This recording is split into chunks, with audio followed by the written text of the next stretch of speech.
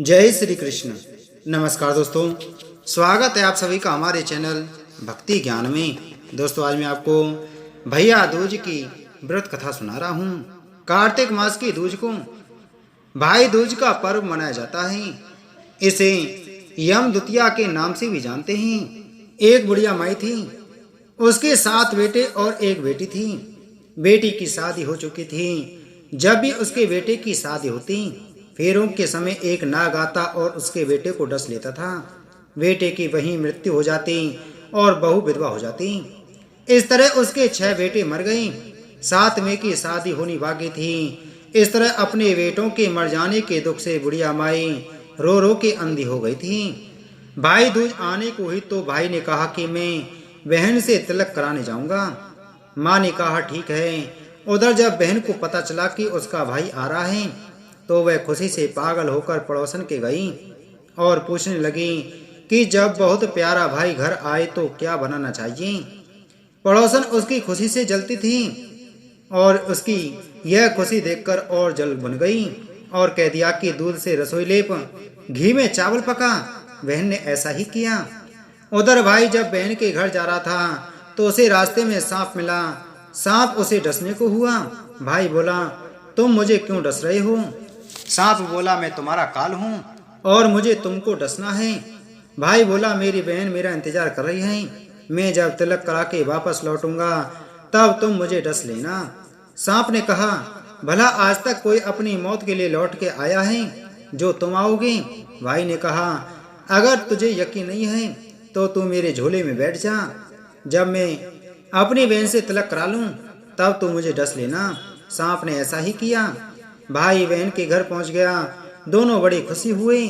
भाई बोला, बहन जल्दी से खाना दे, बड़ी भूख लगी है।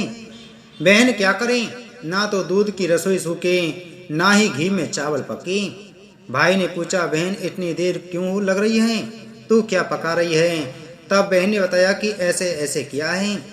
भाई बोला, पगली, कहीं घी में भी चावल पके हैं या दूध से कोई रसोई लीपे है? गोबर से रसोई लीप, दूध में चावल पका। बहन ने ऐसा ही किया। खाना खा के भाई को बहुत जोर की नींद आने लगी। इतने में बहन के बच्चे आ गए।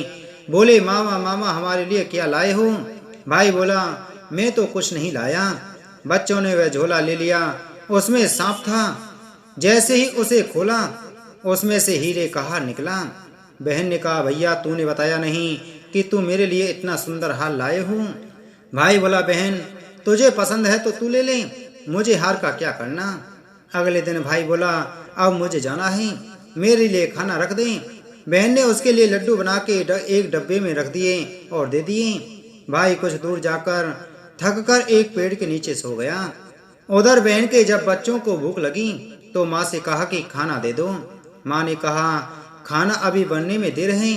तो बच्चे बोले कि मामा को जो रखा है वही दे दो। तो वह बोले कि लड्डू बनाने के लिए बाजरा पीसा था, वही बचा पड़ा है, चक्की में जाकर खा लो। बच्चों ने देखा कि चक्की में तो सांप की हड्डियां पड़ी हैं। यही बात माँ को आकर बताई तो वह बावड़ी सी होकर भाई के पीछे भागी। रास्ते भर लोगों से पूछती कि किसी ने मेरा गैल बटोई देखा, किसी ने मेरा बावड़ा सा भाई देखा। तब एक ने बताया कि कोई लेटा तो है पेड़ के नीचे, देख ले वही तो नहीं। भागी भागी पेड़ के नीचे पहुंची। अपने भाई को नींद से उठाया। भैया भैया कहीं तूने मेरे लड्डू खाए तो नहीं? भाई बोला, ये ले तेरे लड्डू, नहीं खाए मैंने, ले दे के लड्डू ही तो दिए थे। उसके भी पीछे पीछे आ गई। बहन बोली, नहीं भाई तू झूठ बोल रहा है, जरूर तूने खाया है, अब तो मैं तेरे साथ चलूंगी। भाई बोला, तू ना मान रही है तो चल फिर। चलते चलते बहन को प्यास लगती है। वह भाई को कहती है कि मुझे पानी पीना है। भाई बोला, अब मैं यहाँ से तेरे लिए पानी कहाँ से लाऊं? देख दूर कहीं चील उड़ रही है, चली जा वहाँ, शायद तुझे पानी मिल जाए। तब बहन वहाँ गई और पानी पीकर जब लौट रही थी तो रास्ते में देखती है कि एक जमीन पर 6 सिलाएं गड़ी हैं और एक बिना गड़े रखी हुई है। उसने एक बुढ़िया से पूछा कि ये सिलाएं कैसी हैं? उस बुढ़िया ने बताया कि एक बुढ़िया है, उसके 7 बेटे थे। 6 बेटे तो शादी के मंडप में ही मर चुके हैं, तो उनके नाम की ये सिलाएं जमीन में गड़ी हैं। अभी 7वें की शादी होनी बाकी है। जब उसकी शादी होगी तो वह भी मंडप में ही मर जाएगा। तब यह 7वीं शिला भी जमीन में गड़ जाएगी। यह सुनकर बहन समझ गई कि ये शिलाएं किसी और की नहीं बल्कि उसके भाइयों के नाम की हैं। उसने उस बुढ़िया से अपने 7वें भाई को बचाने का उपाय पूछा। बुढ़िया ने उसे बतला दिया कि वह अपने 7वें भाई को कैसे बचा सकती है। सब जानकर वह वहां से अपने बाल खुल करके पागलों की तरह अपने भाई को गालियां देती हुई चली। भाई के पास आकर बोलने लगी, तू तो जलेगा, कुटेगा, मरेगा। भाई उसके ऐसे व्यवहार को देखकर चौंक गया, पर उसे कुछ समझ नहीं आया। इसी तरह दोनों भाई बहन माँ के घर पहुंच गई। थोड़े समय के बाद भाई के लिए सगाई आने लगी। उसकी शादी तय हो गई। जब भाई को सेहरा पहनाने लगे तो वह बोली, इसको क्यों सेहरा बंधेगा? सेहरा तो मैं पहनूंगी, ये तो जलेगा, मरेगा, कुटेगा। सब लोगों ने परेशान होकर सेहरा बहन को दे दिया। बहन ने देखा उसमें कलंगी की जगह सांप का बच्चा था। बहन ने उसे निकाल के फेंक दिया। अब जब भाई घोड़ी चढ़ने लगा तो बहन फिर बोली, ये घोड़ी पर क्यों चढ़ेगा? घोड़ी पर तो मैं बैठूंगी, ये तो जलेगा, कुटेगा, मरेगा। इसकी लाश को चील कौवे खाएंगे। सब लोग बहुत परेशान थे। सब ने उसे घोड़ी पर भी चढ़ने दिया। अब जब बारात चलने को हुई तब बहन बोली, ये क्यों दरवाजे से निकलेगा? ये तो पीछे के रास्ते से जाएगा, दरवाजे से तो मैं निकलूंगी। जब वह दरवाजे के नीचे से जा रही थी तो दरवाजा अचानक गिरने लगा। बहन ने एक ईंट उठाकर अपनी चुंदरी में रख ली। दरवाजा वहीं की वहीं रुक गया। सब लोगों को बड़ा अचंभा हुआ। रास्ते में एक जगह बारात रुकी तो भाई को पीपल के पेड़ के नीचे खड़ा कर दिया। बहन कहने लगी, ये क्यों छांव में खड़ा होगा? ये तो धूप में खड़ा होगा, छांव में तो मैं खड़ी होंगी। जैसे ही वह पेड़ के नीचे खड़ी हुई, पेड़ गिरने लगा। बहन ने एक पत्ता तोड़कर अपनी चुनरी में रख लिया। पेड़ वहीं की वहीं रुक गया। अब तो सबको विश्वास हो गया कि ये बावली कोई जादू टोना सीख कर आई है, जो बार बार अपने भाई की रक्षा कर रही है। ऐसे करते करते फेरों का समय आ गया।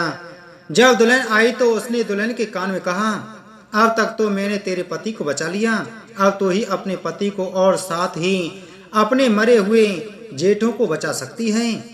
फेरों के समय एक नाग आया। वो जैसे ही दूल्हे को डसने को हुआ, दुल्हन ने उसे एक लोटे में भर के ऊपर से प्लेट बंद कर दिया। थोड़ी देर बाद नागिन लहर लहर करती आई। दुल्हन से बोली, तू मेरा पति छोड़। दुल्हन बोली, पहले तू मेरा पति छोड़। नागिन ने कहा, ठीक है, मैंने तेरा पति छोड़ा। दुल्हन, ऐसे नहीं, पहले 3 बार बोल। नागिन ने 3 बार बोला। फिर बोली कि अब मेरे पति को छोड़। दुल्हन बोली कि एक मेरे पति से क्या होगा? हंसने बोलने के लिए जेठ भी तो होना चाहिए, एक जेठ भी छोड़। नागिन ने जेठ के भी प्राण दे दिए। फिर दुल्हन ने कहा, एक जेठ से लड़ाई हो गई तो एक और जेठ वो विदेश चला गया तो तीसरा जेठ भी छोड़। इस तरह एक एक करके दुल्हन ने अपने 6 जेठ जीवित करा लिए। उधर रो रो के बुढ़िया का बुरा हाल था कि अब तो मेरा 7वां बेटा भी बाकी बेटों की तरह मर जाएगा। गांव वालों ने उसे बताया कि उसके 7 बेटा और बहुएं आ रही हैं। तो बुढ़िया बोली, अगर यह बात सच हो तो मेरी आंखों की रोशनी वापस आ जाए और मेरे सीने की दूध की धार बहने लगे। ऐसा ही हुआ।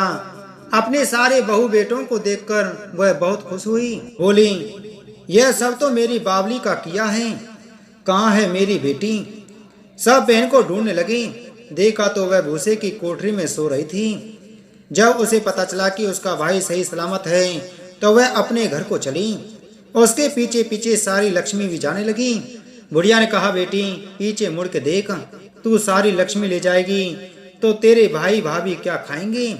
तब बहन ने पीछे मुड़ के देखा और कहा, जो माँ ने अपने हाथों से दिया वह मेरे साथ चल, बाद बाकी का भाई भाभी के पास रहे। इस तरह एक बहन ने अपने भाई की रक्षा की।